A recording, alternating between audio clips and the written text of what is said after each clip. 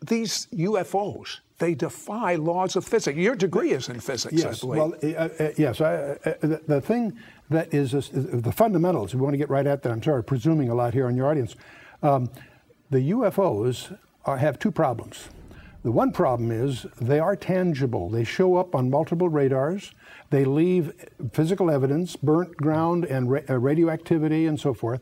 So they're tangible. They're not hallucinations. Radar sets don't have hallucinations, okay? Right.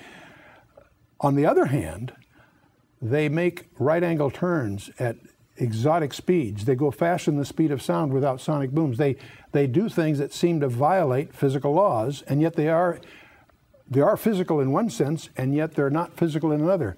Now, the other area we need to just acknowledge is this is the toughest area to research, because not only because of all the hoaxes and all the crackpots that are in this area, is because of the deliberate disinformation by the government trying to hide these areas. But the net reality is Jacques Vallée, the Frenchman, and J. Allen Hynek, the American, are probably the two most of the early pioneers, the two most reputable researchers. They both came to the conclusion that these things are hyperdimensional. They're not extragalactical. That's a very fundamental insight, by the way, because they seem to pose to being something that they're not.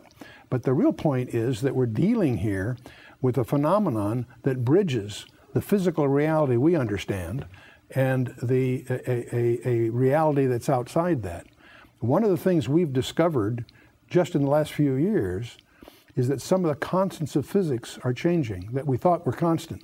And Scientific American, in June of 2005, ran an article in which they pointed out if the constants of physics are changing, that implies that our physical reality is actually a subset, a shadow of a larger reality.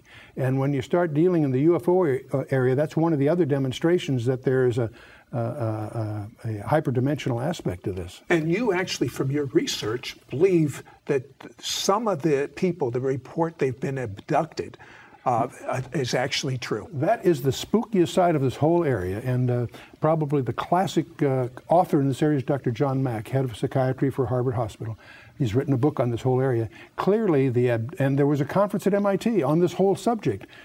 There are enormous numbers of people. Some estimates are between over 1% of the population, maybe as high as 2 or 3%, claim to have had an experience which involves being abducted by these vehicles or whatever.